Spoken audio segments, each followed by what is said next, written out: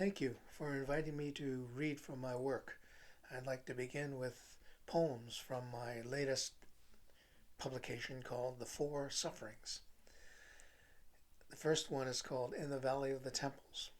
It is not something from the Indiana Jones series, but it actually exist in Hawaii, north of Honolulu, in fact. I'd like to recommend people go there and enjoy the beauty and serenity of the area. And within the valley is an exact copy of Kyoto's Byodo Inn. Absolutely beautiful. Anyway, here's the poem. In the Valley of the Temples, Byodo Inn gracefully beams with the Buddha's serenity, compassion, and Dharma, an abode of light and love, as Iwamura Sensei would have said. And there are stands of bamboo surrounding.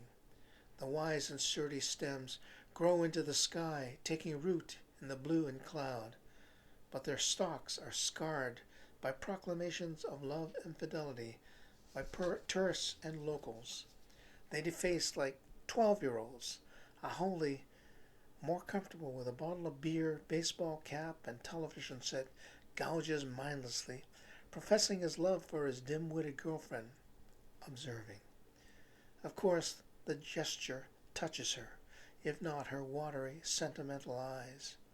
The two stand dumb and blind in the glow of infinite light. The bamboo complain with creaks, pops, clicks, and clacks as the knives dig deeper.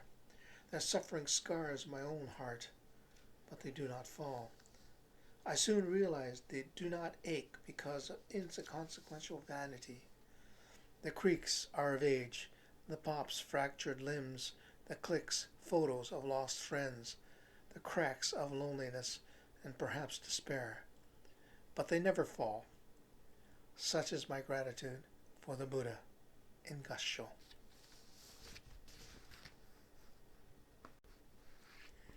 The second poem is my tribute to my parents. I, growing up, I had the privilege of being and witnessing the community of Issei, their friends. My brother was born 18 years before I was born, so we are two different generations. He's more of Nisei and I'm more Sansei. But I did take in that whole culture and community.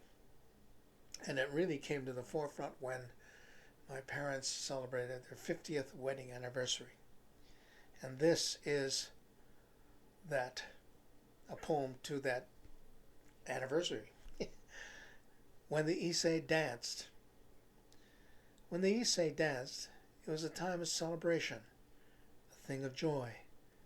At Hideki's wedding, Takahashi-san tied his necktie around his head and improvised hachimaki with fan in hand, jumped to his feet and cavorted to an ancient minyo.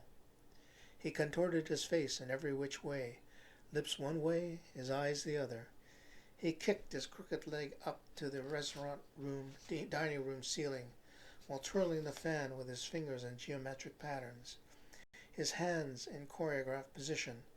The children giggled.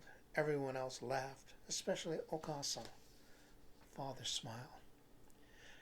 At Grandpa's 88th birthday, Beiju, while Rikimatsu, Tohana, and Kawai-san raised glasses of Johnny Walker Red, going all out for this one, before the banquet of Chinese cuisine on teetering tables, Fujiwara-san smacked his hands together, announcing a celebration, an odori, and everyone clapped in time as he sang a cappella, his voice soaring to the ancestral spirits as they sang back.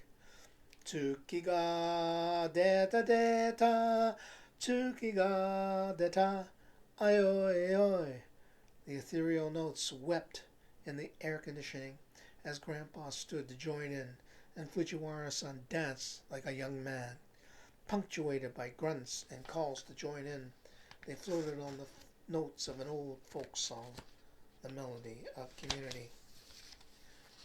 A 50th wedding anniversary in the basement of China House, when Dad kissed Mom, a fisherman's daughter, for the first time to my recollection. and cheers rose like disturbed dust, and the white jacket waiters served the abalone in rich brown sauce, a taste of the BC coast, their home 3 decades ago. And they held hands while a gang of Issei circled around them. The blessed couple smiled in happiness. The two sons shed their blood of memory, and voices rose in song. Yaren soran soran soran soran hai hai dokkoisho dokkoisho. When the Issei danced to the rhythms of old Japan, they pantomimed the lyrics, and memories cried, a sight to behold of love unfolding. Chanto, chanto, chanto. It is amusing, but all disappears when I awake to the lonely cold clarity of morning.